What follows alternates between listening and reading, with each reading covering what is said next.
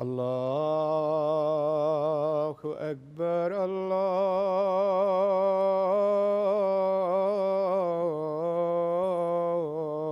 الله أكبر الله أكبر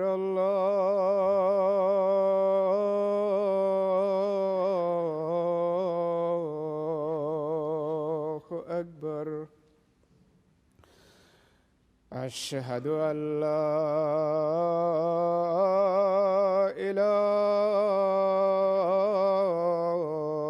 إله إلا الله. أشهد أن لا إله إلا الله.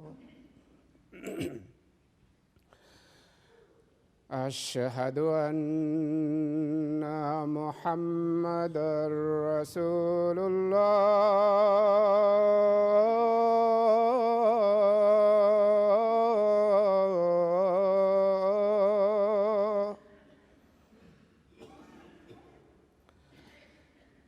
أشهد أن محمدًا رسول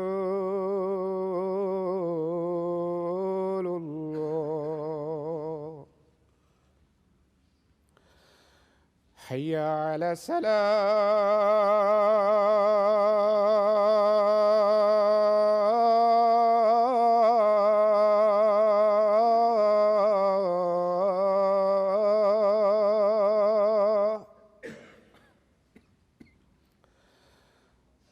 حي على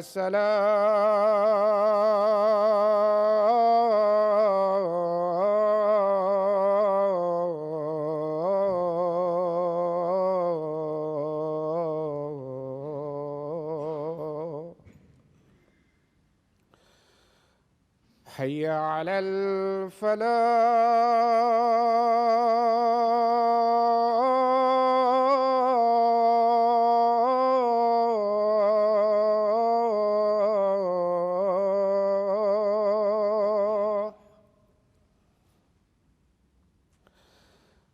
حي على الفلاح.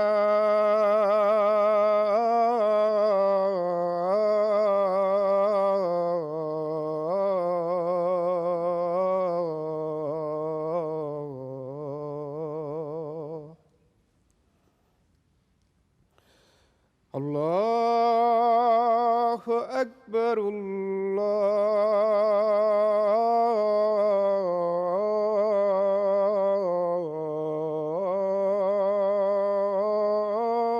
الله أكبر. لا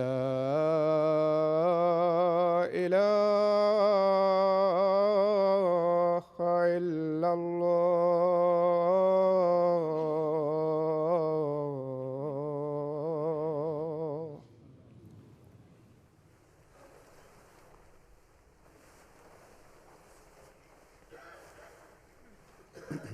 السلام عليكم ورحمة الله.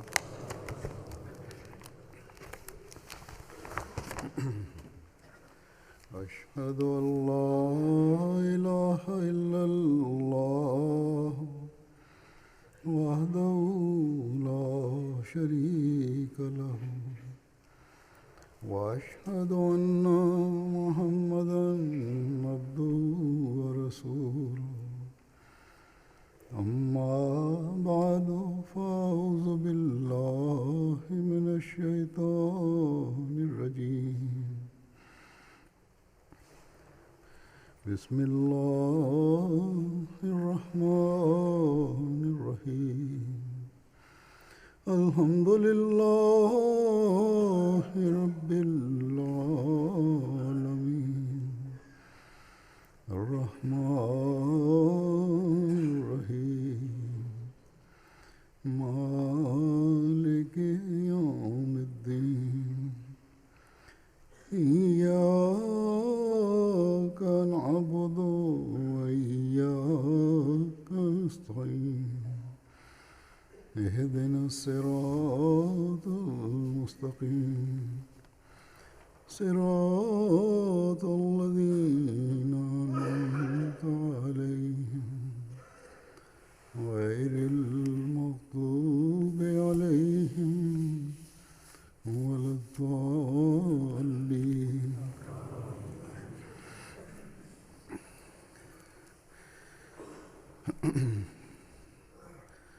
حضرت مسیح موعود علیہ السلام کے زمانے میں ایک جلسے پر ایک صاحب نے اپنی تقریر میں کہا کہ حضرت اقدس علیہ السلام کے سلسلہ اور دوسرے مسلمانوں میں صرف اس قدر فرق ہے کہ وہ مسیح ابن مریم کا زندہ آسمان پر جانا تسلیم کرتے ہیں اور ہم یقین رکھتے ہیں کہ وہ وفات پا چکے ہیں. اس کے علاوہ کوئی ایسا امر نہیں جو ہمارے درمیان اور ان کے درمیان قابل نزاع ہو، کیونکہ اس بات سے بہت سی باتیں اور آپ کی بعثت کا مقصد واضح نہیں ہوتا تھا. اس لیے حضرت مسیح علیہ السلام نے باوجود طبیعت خرابی کے اس دن اس بات کا نوٹس لیا کہ صرف اتنا فرق نہیں ہے. آپ نے 27 دسمبر 1905 کو خود اس بات کی وضاحت کے لیے ایک تقریر فرمائی، جس میں آپ نے فرمایا کہ میری بعثت کا مقصد صرف اتنے سے فرق کو ظاہر کرنا نہیں ہے. اتنی سی بات کے لیے، اتنے چھوٹے کام کے لیے اللہ تعالیٰ کو سلسلہ قائم کرنے کی ضرورت نہیں تھی، بلکہ بہت سی باتیں اس میں آپ نے بہت سی باتیں بیان بھی فرمائیں. وفات مسیح کا عقیدہ فرمایا، ٹھیک ہے ایک فرق. اور پھر آپ نے فرمایا کہ مسلمانوں کی عملی حالت بھی بگڑ چکی تھی، اور اس بارے میں پھر آپ نے تفصیل سے فرمایا. ان عملی حالتوں کے بارے میں جو باتیں آپ نے بیان فرمائیں، جو مسلمانوں کے زوال کا باعث بن رہی ہیں اور جن کی اصلاح کے لیے اللہ تعالیٰ نے آپ کو بھیجا ہے، ان میں سے ایک جھوٹ سے بچنا اور سچائی کا قیام. اور آپ نے جماعت کو نصیحت کی اس حوالے سے کہ اپنے سچائی کے معیاروں کو بلند کرو اور اپنے اور غیر میں اس فرق کو ظاہر کرو. صرف ایمان لے آنا اور آپ کی بعثت کو سچا مان لینا کچھ کام نہیں آتا. آپ کے الفاظ میں یہ باتیں میں سامنے رکھوں گا آپ کے. اگر ہم میں سے ہر ایک انصاف سے اپنا جائزہ لے تو بہت سے ایسے ہیں جن کو خود ہی پتہ چل جائے گا کہ جو معیار حاصل کرنے کی طرف یا جس معیار حاصل کرنے کی طرف جماعت کو توجہ کرنی چاہیے، جس کی طرف ہمیں حضرت مسیح علیہ السلام نے توجہ دلائی ہے، وہ معیار نہیں ہے. اللہ تعالیٰ نے قرآن شریف میں بھی حقیقی مومنوں کی یہی نشانی بتائی ہے کہ لا یشہدون الزور، کہ وہ جھوٹی گواہی نہیں دیتے. پھر شرک اور جھوٹ کے بارے میں بتایا کہ ان سے بچو، اکٹھا کیا شرک اور جھوٹ کو. گویا جھوٹ کا گناہ بھی شرک کی طرح ہے. اللہ تعالیٰ نے قرآن کریم میں جو لفظ استعمال کیا ہے وہ جیسے ان پڑھا زور کا لفظ استعمال کیا ہے، جس کے معنی ہیں جھوٹ، غلط بیانی، غلط گواہی، خدا تعالیٰ کے شریک ٹھہرانا، ایسی مجلسیں یا جگہیں یہاں جھوٹ عام بولا جاتا ہو، اسی طرح گانے بجانے اور فضولیات اور غلط بیانیوں کی مجالس، یہ ساری زور کے معنوں میں آتی ہیں۔ بس مومن وہ ہیں، خدا تعالیٰ کے بندے وہ ہیں جو جھوٹ نہیں بولتے، جو ایسی جگہوں پر نہیں جاتے جہاں فضولیات اور جھوٹ بولنے والوں کی مجلس جمی ہو۔ وہ اللہ تعالیٰ کا شریک نہیں بناتے، نہ ہی ایسی جگہوں پر جاتے ہیں جہاں مشرکانہ کام ہو رہے ہوں، اور پھر کبھی جھوٹی گواہیاں نہیں دیتے۔ بس اگر ہم میں سے ہر ایک اس طرح جھوٹ سے بچے تو ایک ایسی تبدیلی وہ اپنے اندر پیدا کر سکتا ہے جو حقیقی مومن بناتی ہے۔ بہرحال اب میں حضرت مسیح علیہ السلام کے خطاب کا وہ حصہ پیش کرتا ہوں جو جھوٹ کے بارے میں آپ نے فرمایا، اس کو غور سے سنیں۔ آج ہم میں سے بھی بہت یا کافی تعداد تو ایسی ہے اس پر غور کرنے کی ضرورت ہے۔ مسلمانوں کے بگڑنے اور ان کے تفرقے کی وجہ بیان فرماتے ہوئے آپ نے فرمایا کہ مسلمانوں میں اندرونی تفرقہ کا موجب یہی حب دنیا ہی ہے۔ ایک ذکر چل رہا ہے حب دنیا کا پیچھے سے، اس بارے میں ہم نے فرمایا یہ حب دنیا ہی ہے جو مسلمانوں میں پھاڑ ڈالنے کا موجب ہے، کیونکہ اگر محض اللہ تعالیٰ کی رضا مقدم ہوتی تو آسانی سے سمجھ میں آ سکتا تھا کہ فلاں فرقے کے اصول زیادہ صاف ہیں اور وہ انہیں قبول کر کے ایک ہو جاتے۔ اب جب کہ حب دنیا کی وجہ سے یہ خرابی پیدا ہو رہی ہے تو ایسے لوگوں کو کیسے مسلمان کہا جا سکتا ہے جب کہ ان کا قدم حضرت صلی اللہ علیہ وسلم کے قدم پر نہیں ہے۔ فرمایا کہ اللہ تعالیٰ نے تو فرمایا تھا کہ قل ان کنتم تحبون اللہ فاتبعونی یحببکم اللہ، یعنی اگر تم اللہ تعالیٰ سے محبت کرتے ہو تو میری اتباع کرو، اللہ تعالیٰ تم کو دوست رکھے گا۔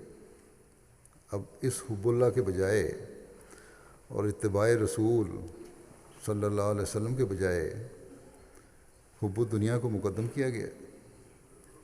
کیا اب سوال اٹھاتے ہیں کہ کیا یہی حضرت صلی اللہ علیہ وسلم کی اتباع ہے؟ دین کو چھوڑ کر دنیا کی طرف ڈوب جاؤ۔ کیا حضرت صلی اللہ علیہ وسلم دنیا دار تھے؟ کیا وہ سود لیا کرتے تھے یا فرائض اور احکام الہی کی بجا آوری میں غفلت کیا کرتے تھے؟ کیا آپ میں معاذ اللہ نفاق تھا، مداہنہ تھا، دنیا کو دین پر مقدم کرتے تھے؟ غور کرو، اتباع تو یہ ہے کہ آپ صلی اللہ علیہ وسلم کے نقش قدم پر چلو۔ آپ تو دین کو دنیا پر مقدم کرتے تھے، نہ کہ دنیا کو دین پر۔ اور پھر یہی دیکھو کہ خدا تعالیٰ کیسے کیسے فضل کرتا ہے۔ فرمایا کہ آپ کے نقش قدم پر چلو، پھر دیکھو کہ خدا تعالیٰ کیسے کیسے فضل کرتا ہے۔ صحابہ نے وہ چلن اختیار کیا تھا، پھر دیکھ لو کہ اللہ تعالیٰ نے انہیں کہاں سے کہاں پہنچایا۔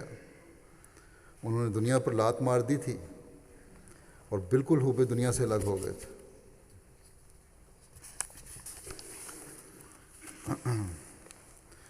اپنی خواہشوں پر ایک موت وارد کر لی تھی۔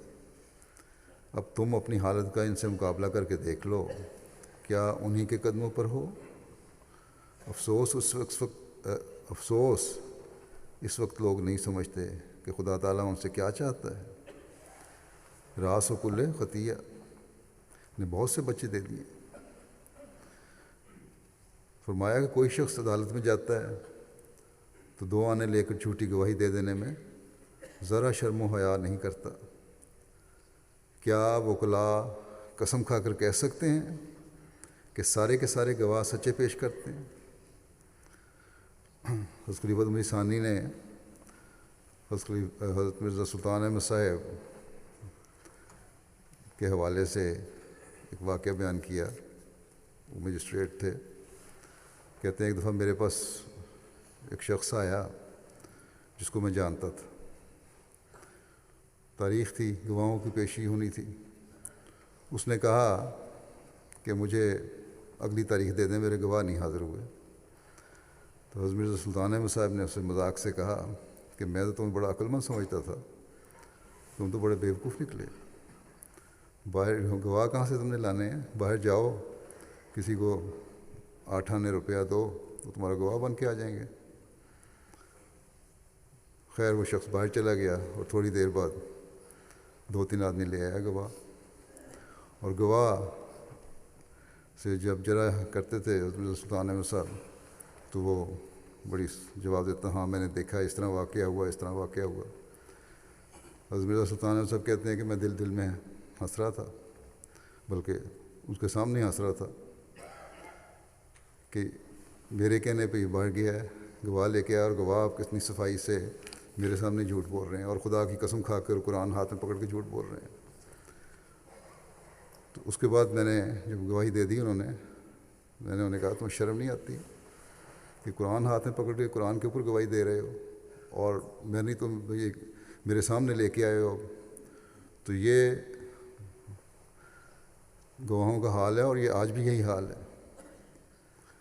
ہمیں تو جماعت کے خلاف تو مقدمات میں ہمیں اکثر نظر آتا ہے کہ بہت سارے لوگ جن کو علم بھی نہیں ہوتا وہ پیش ہو جاتے ہیں گواہ بن کے کسی کے مقدمے میں۔ تو بہرحال فرماتے ہیں کہ آج دنیا کی حالت بہت نازک ہو گئی ہے، جس پہلو اور رنگ سے دیکھو جھوٹے گواہ بنائے جاتے ہیں۔ جھوٹے مقدمے کرنا تو بات ہی کچھ نہیں، جھوٹے اسناد بنا لیے جاتے ہیں، سارے کاغذات ڈاکومنٹس جھوٹے بنا لیے جاتے ہیں۔ کسی کو پیسے دیے سرکاری افسر کو اور جھوٹے بنا لیے۔ کوئی امر بیان کریں گے تو سچ کا پہلو بچا کر بولیں گے، یعنی سچ سے دور ہی رہیں گے، اور یہ آج کی تو یہ حالت پہلے سے بھی بڑھ گئی۔ اب کوئی ان لوگوں سے جو اس سلسلے کی ضرورت نہیں سمجھتے پوچھے کہ کیا یہی وہ دین تھا جو آن حضرت صلی اللہ علیہ وسلم لے کر آئے تھے؟ سلسلے کی ضرورت کے بارے میں آپ نے ان اخلاق کو پیش کیا اور بتایا کہ کیا صرف اتنا ہی کہہ دینا کہ مسیح آسمان پہ نہیں ہیں اور زمین میں فوت ہو چکے ہیں، اب جس نے آنا تھا وہ آ گیا کافی ہے؟ بل نہیں، بلکہ یہ اخلاق ہیں، اعلیٰ اخلاق ہیں جو قائم کرنے ہوں گے۔ اور اسی لیے حضرت مسیح علیہ السلام کو اللہ تعالیٰ نے مبعوث فرمایا کہ اللہ تعالیٰ نے تو جھوٹ کو نجاست کہا تھا کہ اس سے پرہیز کرو۔ فاجتنبوا الرجس من الاوثان واجتنبوا قول الزور۔ بت پرستی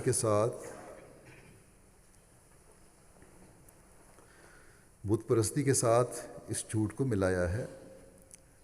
فرمایا جیسا احمق انسان اللہ تعالیٰ کو چھوڑ کر پتھر کی طرف سر جھکاتا ہے، ویسے ہی صدق اور راستی کو چھوڑ کر اپنے مطلب کے لیے جھوٹ کو بت بناتا ہے۔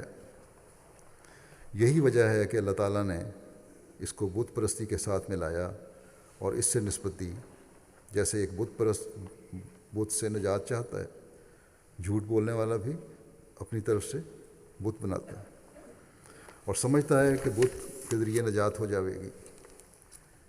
کیسی خرابی آ پڑی ہے اگر کہا جاوے کہ کیوں بت پرست ہوتے ہو، اس نجاست کو چھوڑ دو، تو کہتے ہیں کیوں کر چھوڑ دیں، اس کے بغیر گزارا نہیں ہو سکتا۔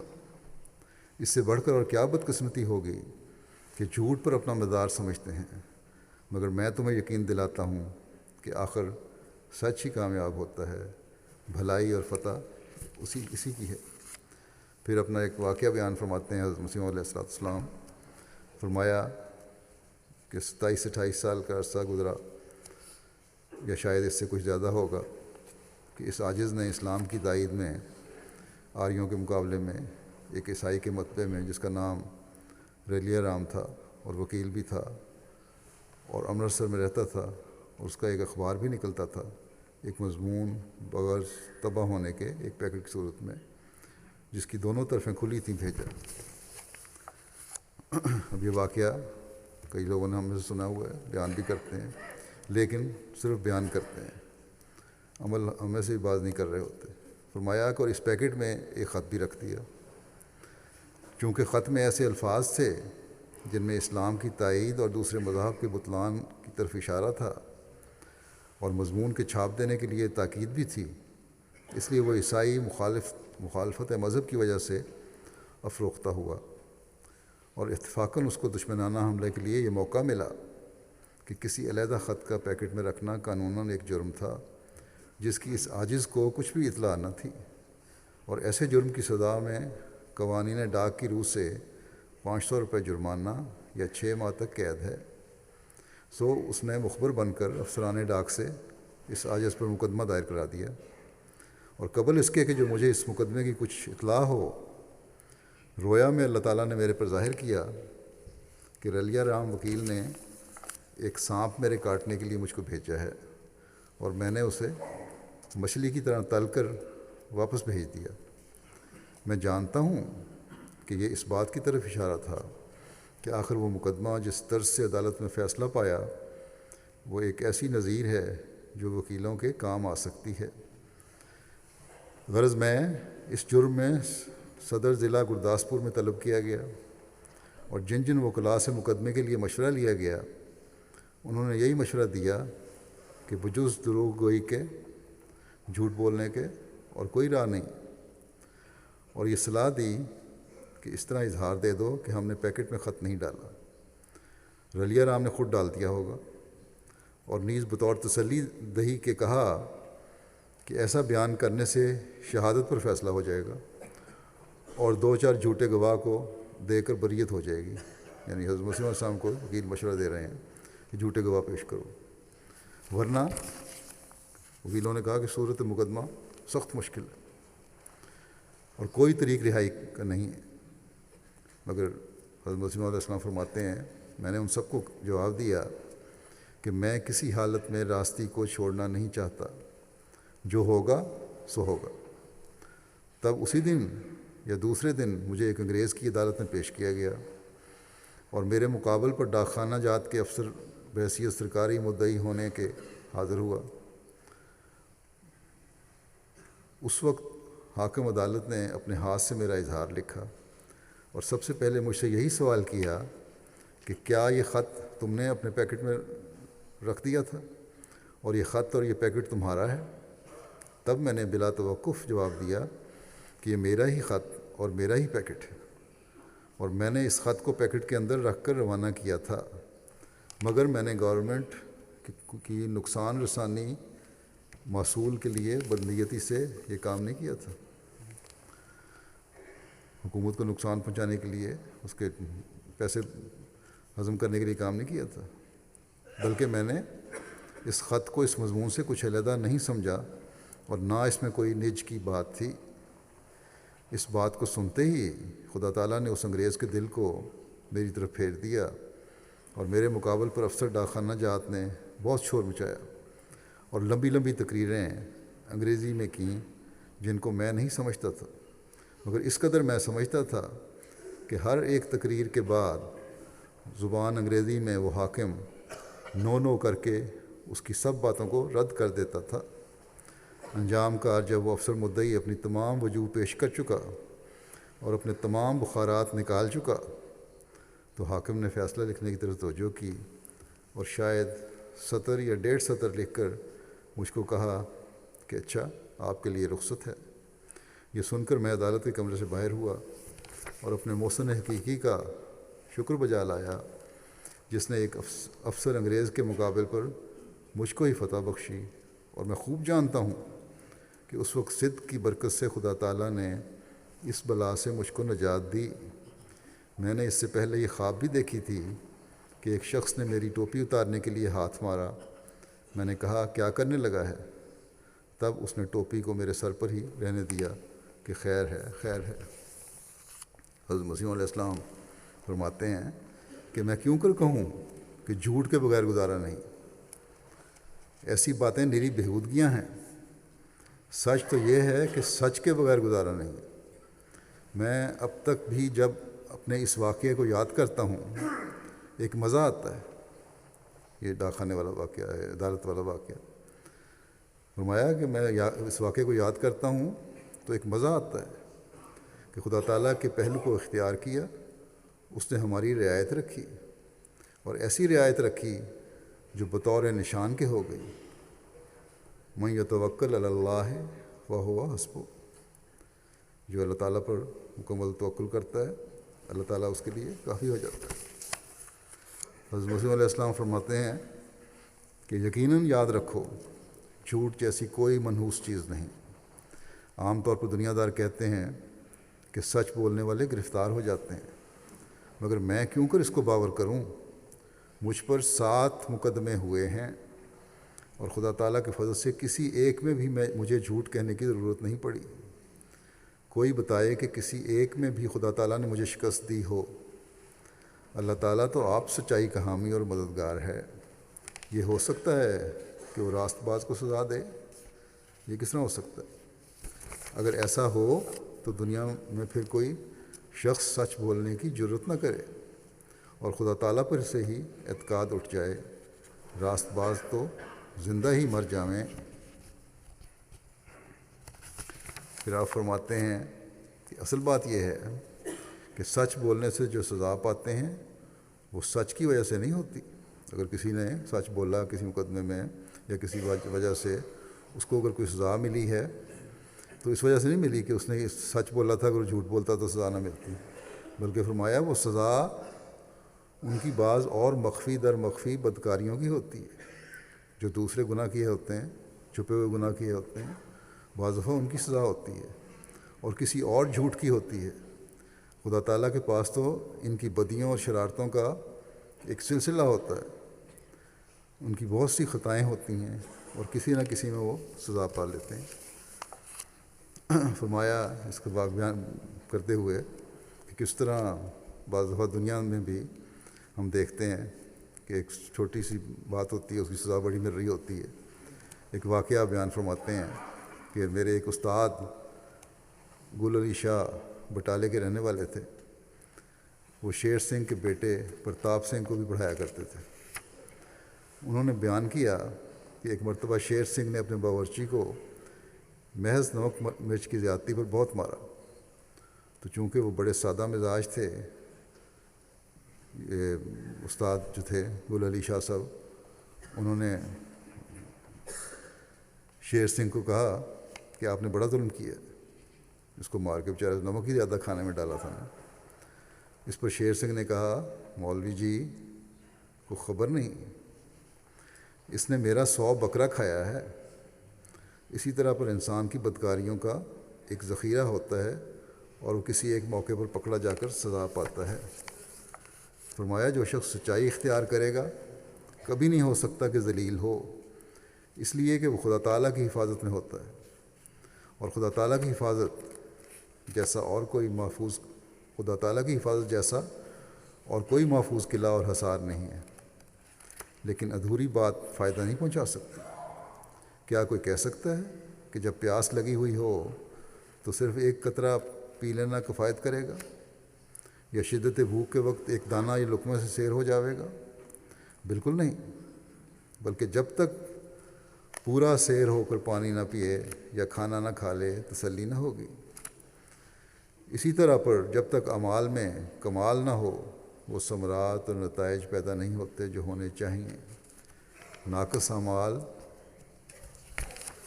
اللہ تعالیٰ کو خوش نہیں کر سکتے، اور نہ وہ بابرکت ہو سکتے ہیں۔ اللہ تعالیٰ کا یہی وعدہ ہے کہ میری مرضی کے موافق اعمال کرو پھر میں برکت دوں گا۔ پھر فرماتے ہیں آپ کہ غرض یہ باتیں دنیا دار خود ہی بنا لیتے ہیں کہ جھوٹ اور فریب کے بغیر گزارا نہیں۔ کوئی کہتا ہے فلاں شخص نے مقدمے میں سچ بولا تھا اس لیے 4 برس کو دھرا گیا۔ میں پھر کہوں گا کہ یہ سب خیالی باتیں ہیں جو عدم معرفت سے پیدا ہوتی ہیں۔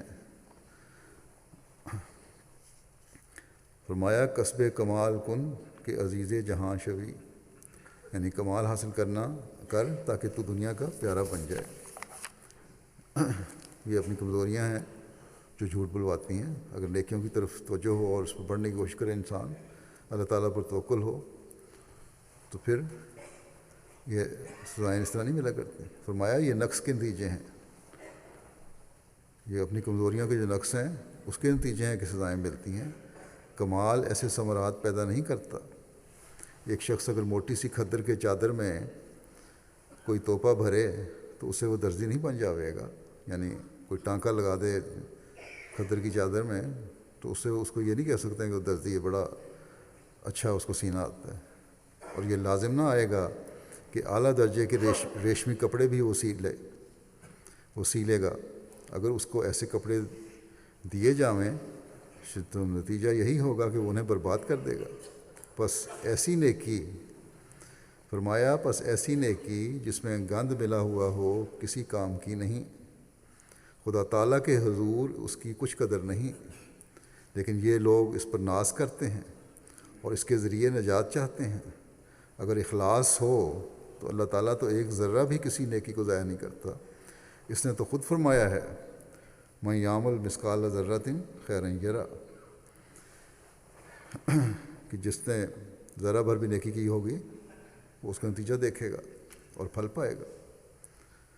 فرمایا اس لیے اگر ذرہ بھر نیکی ہو تو اللہ تعالیٰ سے اس کا اجر پائے گا۔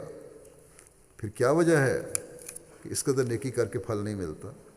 اس کی وجہ یہی ہے کہ اس میں اخلاص نہیں آیا۔ اعمال کے لیے اخلاص شرط ہے، اعمال کے لیے اخلاص شرط ہے، جیسا کہ فرمایا مخلصین لہ الدین، یہ اخلاص ان لوگوں میں ہوتا ہے جو ابدال ہیں۔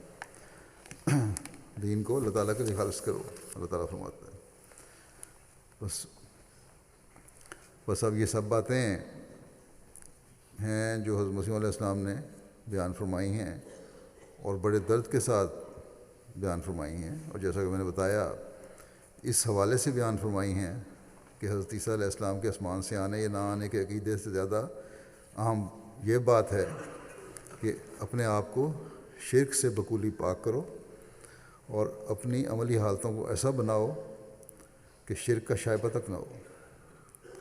سچائی کو قائم کرو اور جھوٹ سے نفرت کرو۔ اب ان باتوں کو سامنے رکھتے ہوئے ہر احمدی جائزہ لے۔ مثلاً بعض باتیں ایسی ہیں چند بیان کرتا ہوں۔ مقدمات میں یہ جائزہ لیں کہ مقدمات میں ہم غلط بیانیوں سے کام تو نہیں لیتے۔ پھر ہم کاروباروں میں منافع کی خاطر غلط بیانی سے کام تو نہیں لیتے۔ پھر ہم رشتے طے کرتے وقت غلط بیانیاں تو نہیں کرتے۔ کیا ہر طرح سے قول حدیث سے کام لیتے ہیں؟ لڑکے کے بارے میں اور لڑکی کے بارے میں ہر معلومات دی جاتی ہیں۔ حکومت سے سوشل اور ویلفیئر الاؤنس لینے کے لیے جھوٹ کا سہارا تو نہیں لیتے۔ اس بارے میں تو بہت سے لوگوں کے بارے میں منفی تاثر پایا جاتا ہے کہ اپنی آمد چھپا کر حکومت سے الاؤنس لیا جاتا ہے، اور اسی وجہ سے ٹیکس کی ادائیگی بھی نہیں کی جاتی، ہاں ٹیکس بھی چوری ہوتا ہے۔ ہمیں یاد رکھنا چاہیے کہ اب جو عمومی معاشی حالات دنیا کے ہیں، ہر حکومت مسائل کا شکار ہو رہی ہے یا ہو گئی ہے، اور اگر نہیں ہوئی تو ہو جائے گی۔ اس لیے اب حکومتیں گہرائی میں جا کر حقیقت جاننے کی کوشش کرتی ہیں اور کر رہی ہیں۔ بس اگر حکومت کے سامنے کوئی غلط معاملہ آ جاتا ہے تو جہاں وہ اس شخص کے لیے مشکلات پیدا کرے گا، کریں گی یہ باتیں، وہاں احمدیت کی بدنامی کا بھی باعث بنیں گی، اگر یہ پتہ ہو کہ شخص احمدی ہے۔ بس جو اس لحاظ سے کسی بھی غلط بیانی سے کام لے رہے ہیں وہ دنیاوی فائدے کو نہ دیکھیں. تھوڑے سے میں گزارا کر کے جھوٹ سے بچ کر اللہ تعالیٰ کو راضی کرنے کی کوشش کریں. پھر اسائلم کے معاملات ہیں، اس میں اپنے جائزے لیں کہ غلط بیانی سے کام تو نہیں لیا جا رہا. یقیناً وکیل اس کے لیے ابھارتے ہیں، اور یہ ہمیشہ سے وکیلوں کا وتیرہ ہے، جیسا کہ حضرت مسیح علیہ السلام نے بھی فرمایا کہ آپ کو بھی کہا کہ جھوٹ بولیں اور جھوٹے گواہ پیش کر دیں. اسی طرح عہدیدار بھی اپنے جائزے لیں کہ کیا وہ اپنی رپورٹس میں غلط بیانی تو نہیں کرتے یا کوئی ایسی بات تو نہیں چھوڑ دیتے جس کی اہمیت ہو.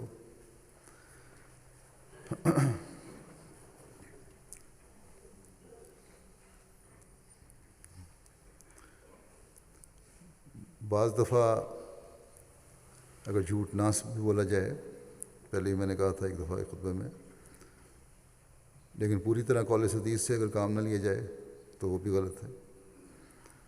تقویٰ سے کام لیتے ہوئے معاملات نپٹائے جانے چاہئیں. بس بہت گہرائی میں جا کر معاملات کو دیکھنے کی ضرورت ہوتی ہے. ہر ایک اپنے مفادات سے باہر نکل کر، اپنی اناؤں سے باہر نکل کر خدا تعالیٰ کے خوف کو سامنے رکھتے ہوئے اپنے معاملات نپٹائے، اور ان کو اس طرح اپنے معاملات نپٹانے چاہیے. اگر یہ سب کچھ نہیں تو جیسا کہ حضرت مسیح موعود علیہ السلام نے فرمایا ہے کہ سب کچھ حب دنیا کا اظہار ہے، اور حب دنیا جیسا کہ حضرت مسیح موعود علیہ السلام نے فرمایا ہے تفریقہ کی طرف لے کر جاتی ہے، اور تفریقہ سے پھر ظاہر ہے جماعت کی اکائی بھی قائم نہیں رہتی، یا کم از کم اس معاشرے میں، اس حلقے میں ایک فتنہ پیدا ہو جاتا ہے، اور وہ اکائی جو حضرت مسیح علیہ السلام پیدا کرنے آئے تھے وہ ختم ہو جاتی ہے. حب دنیا کی وجہ سے ہی باقی فرقے بنے تھے، اسی طرح کا پھر ایک فرقہ بن جائے گا. گویا کہ ایک برائی سے کئی برائیاں جنم لیتی ہیں، جیسا کہ حضرت مسیح علیہ السلام نے فرمایا ہے کہ برائیاں پھر بچے دیتی چلی جاتی ہیں. بس احمدی ہو کر ہم پر بہت ذمہ داریاں پڑ رہی ہیں جنہیں ہمیں اپنے سامنے رکھنا چاہیے. حقیقی احمدی تو وہی ہے جو اسوہ رسول صلی اللہ علیہ وسلم پر چلنے کی کوشش کرے اور خدا تعالیٰ کا بننے کی کوشش کرے. حضرت مسیح علیہ السلام فرماتے ہیں ایک جگہ، اسی تسلسل میں جو پیچھے میں نے بیان کیا ہے، کہ یہ خوب یاد رکھو کہ جو شخص خدا تعالیٰ کے لیے ہو جاوے خدا تعالیٰ اس کا ہو جاتا ہے، اور خدا تعالیٰ کسی کے دھوکے میں نہیں آتا. اگر کوئی یہ چاہے کہ ریاکاری اور فریب سے خدا تعالیٰ کو ٹھگ لوں گا تو یہ حماقت اور نادانی ہے، وہ خود ہی دھوکہ کھا رہا ہے. دنیا کی مذہب، دنیا کی زیب، دنیا کی محبت ساری خطا کاریوں کی جڑ ہے. دنیا کی خوبصورتی اور دنیا کی محبت جو ہے یہ سب خطا کاریوں کی جڑ ہے. اس میں اندھا ہو کر انسان انسانیت سے نکل جاتا ہے اور نہیں سمجھتا کہ میں کیا کر رہا ہوں اور مجھے کیا کرنا چاہیے تھا. جس حالت میں عقل مند انسان کسی کے دھوکے میں نہیں آ سکتا تو اللہ تعالیٰ کیوں کر کسی کے دھوکے میں آ سکتا ہے. مگر ایسے افعال بد کی جڑ دنیا کی محبت ہے، اور سب سے بڑا گناہ جس نے اس وقت مسلمانوں کو تباہ حال کر رکھا ہے اور جس میں وہ مبتلا ہیں وہ یہی دنیا کی محبت ہے.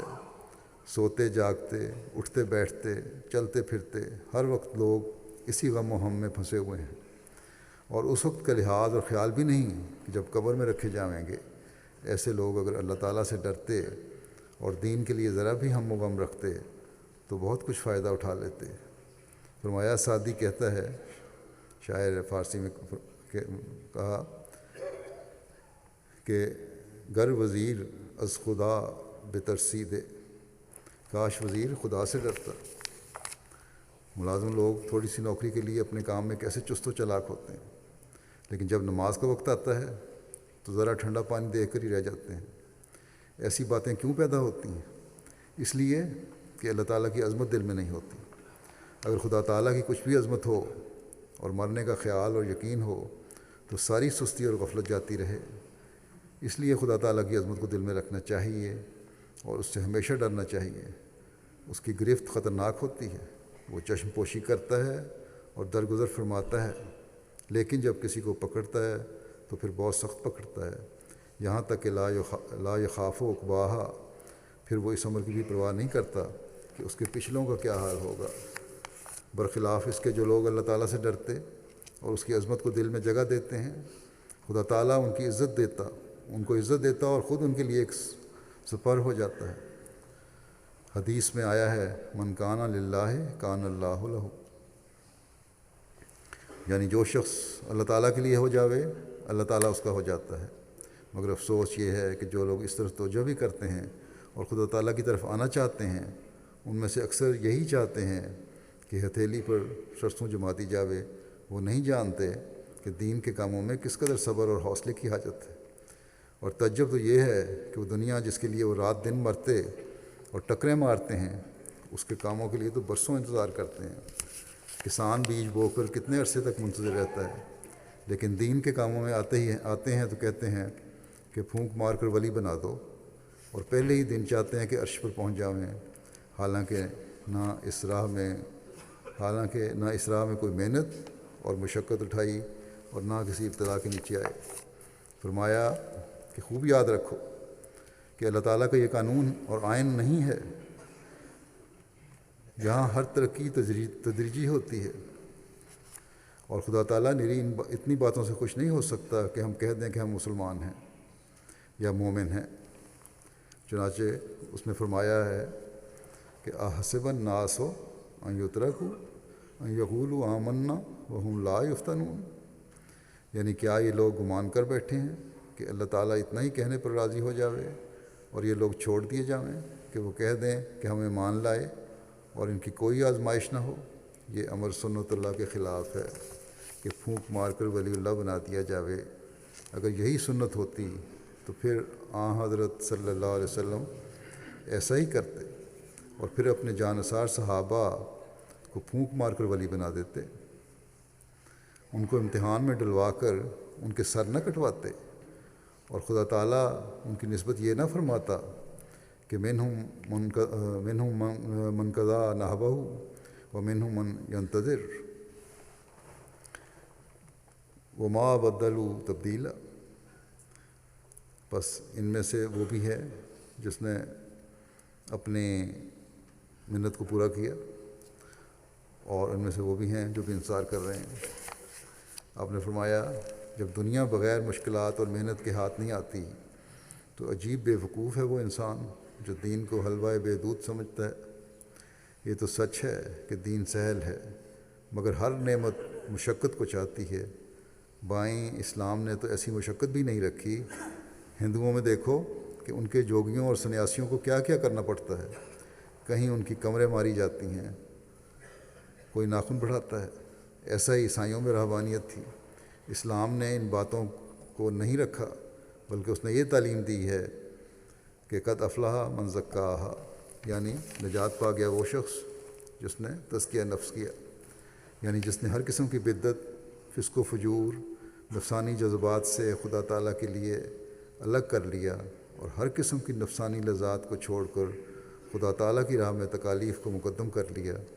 ایسا شخص فی الحقیقت نجات یافتہ ہے جو خدا تعالیٰ کو مقدم کرتا ہے اور دنیا اور اس کے تکلفات کو چھوڑتا ہے۔ اللہ تعالیٰ کرے کہ ہم اپنے اندر عملی تبدیلیاں پیدا کرنے والے ہوں، سچائی کے معیار کی اہمیت کو سمجھنے والے ہوں، دین کو دنیا پر مقدم کرنے والے ہوں، حضرت مسیح موعود علیہ الصلوۃ والسلام کی بیعت میں آ کر صرف اپنے منہوں سے نہیں بلکہ حقیقت میں آپ کی بعثت کے مقصد کو سمجھنے والے ہوں اور اسے پورا کرنے والے ہوں، حضرت صلی اللہ علیہ وسلم کے اسوہ حسنہ پر چلنے کی بھرپور کوشش کرنے والے ہوں، اور اللہ تعالیٰ کی رضا کو ہر چیز پر مقدم کر کے اسے حاصل کرنے کی کوشش کرنے والے ہوں۔ اللہ تعالیٰ ہمیں اس کی توفیق عطا فرمائے۔ نمازوں کے بعد میں ایک جنازہ غائب پڑھاؤں گا جو مکرم قاسم طورے صاحب مبلغ سلسلہ آئیوری کوسٹ کا ہے۔ یہ وہاں کے مقامی باشندے تھے۔ 25 جنوری 2016 کو بقضاء الہی وفات پا گئے۔ انا للہ و انا الیہ راجعون۔ آپ نے 1986 میں احمدیت قبول کی تھی۔ قبول احمدیت سے قبل آپ ایک ذاتی مدرسہ چلاتے تھے، اور احمدیت داخل ہونے کے بعد آپ نے وہ اپنا مدرسہ جماعت کو پیش کر دیا، جسے بعد میں پرائمری اسکول میں تبدیل کر دیا گیا۔ 1990 میں جامعہ احمدیہ آئیوری کوسٹ سے مشنری کورس، جو مربی کا کورس ہے، معلم کا کورس ہے، مکمل کیا، اور اس کے بعد ایک لمبے عرصے تک آئیوری کوسٹ کے طول و عرض میں تبلیغی دورہ جات کیے، بے شمار شہروں اور دیہاتوں میں احمدیت کا پودا لگایا۔ آپ کو 10 سال تک بیسم ریجن میں بطور ریجنل مشنری کام کرنے کی بھی توفیق ملی۔ آپ نے تقریباً 1 سال اردو زبان سیکھنے کے لیے بھی صرف کیا، اور پھر وفات تک جولا زبان میں خطبات جمعہ کے ترجمہ کا کام بھی جاری رکھا۔ مرحوم موسی تھے وہاں کے مبلغ۔ لکھتے ہیں باسط صاحب کہ آپ سے خاص خاکسار کا تعارف 1996 میں ہوا تھا۔ گزشتہ 30 سال سے جماعتی خدمت کی توفیق مل رہی تھی ان کو، 86 سے لے کے اب تک۔ جماعت سے وفاداری، خلافت سے محبت، کلام امام سے محبت اور انتھک محنت ان کے نمایاں اوصاف تھے۔ آپ نے اپنے شوق سے اردو لکھنی پڑھنی سیکھی تاکہ حضرت مسیح علیہ السلام کی تحریرات سے براہ راست استفادہ کر سکیں۔ اس کے لیے 2 دفعہ قادیان بھی گئے تاکہ اردو سیکھ سکیں۔ واپس آ کر بڑے شوق سے کتب کا مطالعہ کیا کرتے تھے۔ اس سلسلے میں کہتے ہیں مربی صاحب کہ میرے ساتھ اکثر ٹیلی فون پر رابطہ ہوتا تھا، مختلف محاورات اور مشکل الفاظ کے بارے میں پوچھتے تھے۔ حضرت مسیح علیہ السلام کا منظوم کلام بھی بڑے شوق اور عشق کے جذبے سے پڑھتے تھے، اور اس کا ترجمہ جاننے کی بھی کوشش کرتے تھے۔ اللہ تعالیٰ نے انہیں خوش الہانی عطا کی تھی۔ کہتے ہیں ایک دفعہ ایک سفر کے دوران انہوں نے خاکسار سے حضرت مسیح علیہ السلام کا فارسی کلام سیکھنے کی فرمائش کی۔ کہتے ہیں میں نے انہیں جانو دلم فدائے جمال محمد اس کے تقریباً 5 اشعار ترنم کے ساتھ سکھائے۔ چنانچہ جب ہم گاؤں میں پہنچے جہاں جا رہے تھے دورے پہ، تو وہاں جلسے میں انہوں نے وہ اشعار ترنم سے سنائے، اور پھر جولا زبان میں ان کا ترجمہ بھی کیا۔ اسلام، احمدیت، حضرت صلی اللہ علیہ وسلم اور ظہور امام مہدی کے بارے میں عربی، جولا اور فرینچ زبان میں بے شمار نظمیں خود انہوں نے کمپوز کیں اور خود ہی ترنم سے پڑھتے بھی تھے، جو کہ لوگوں میں بے حد مقبول ہوئیں۔ 2003 میں خلیفہ مسیح رابع کی وفات کے بعد نارتھ ریجن میں جو باغیوں کے کنٹرول میں تھا اور عملاً ملک سے کٹا ہوا تھا، اس کے وہاں جماعت کے مخالفین نے یہ جھوٹا پروپیگنڈا شروع کر دیا کہ ان کے خلیفہ کی وفات ہو گئی ہے اور اس کے بعد اب جماعت ختم ہو گئی، جس سے اس علاقے کے احمدیوں میں بے چینی پھیل گئی۔ جب یہ خبر مرکز میں پہنچی تو قاسم طورے صاحب کو اس جھوٹے پروپیگنڈے کے کلا کما کے لیے بھیجا گیا۔ ان دنوں میں نارتھ ریجن کا سفر بہت مشکل تھا، لیکن قاسم صاحب بس پر، ٹریکٹر ٹرالی پر، موٹر سائیکل پر، گدھا گاڑی پر، پیدل سفر کرتے کراتے جنگلوں میں سے گزرتے ہوئے ان جماعتوں میں پہنچے، وہاں دوبارہ تبلیغ کی اس علاقے میں، اور بتایا کہ خلافت کا نظام اللہ تعالیٰ کی فضل سے قائم ہے۔ پھر اس سے احمدیوں کا مرال بلند ہوا۔ چنانچہ اس دورے کے نتیجے میں بہت سی جماعتوں میں زندگی کی نئی روح پیدا ہوئی، اور یوں انہیں جھوٹے پروپیگنڈے کو ختم کرنے کی توفیق ملی۔ تبلیغ کی خاطر آپ اکثر ایک ماہ کے مسلسل دورے کیا کرتے تھے اور بڑی محنت کرنے والے تھے۔ اللہ تعالیٰ مرحوم کے درجات بلند فرمائے اور ان کی نسلوں کو بھی جماعت کے ساتھ وفاقت تعلق رکھنے کی توفیق عطا فرمائے۔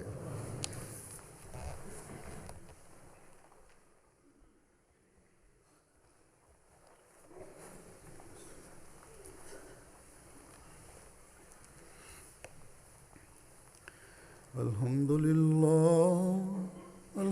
لله نحمده ونستعينه ونستغفره ونؤمن به ونتوكل عليه ونعوذ بالله من شرور أنفسنا ومن سيئات أعمالنا من يهده الله فلا مضل له ومن يضلله فلا هادي له ونشهد أن لا إله إلا الله ونشهد أن محمدا عبده ورسوله